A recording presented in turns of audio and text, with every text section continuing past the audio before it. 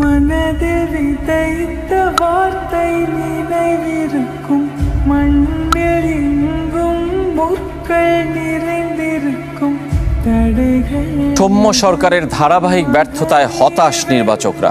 যাকে নিয়েছিল আশা, অমিত সম্ভাবনা দেখেছিল দেশ, তিনিই কিনা ঘরোয়া ক্রিকেটেও ব্যর্থ। নিউজিল্যান্ড সফরের দল ঘোষণার পর আলোচনায় সৌম্য সরকার। পারফরমেন্স, অভিজ্ঞতা নাকি কোচের চাওয়ায় দলে ফিরলেন তিনি? ক্রিকেটাররা বেশি হাসার থেকে বেশি কাঁদি।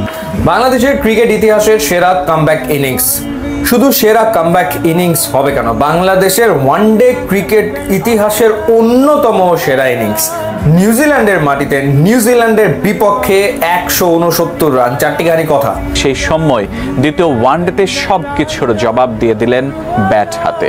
নিউজিল্যান্ডের মাটিতে ছাড়িয়ে গেলেন সচিন টেন্ডুলকারকেও।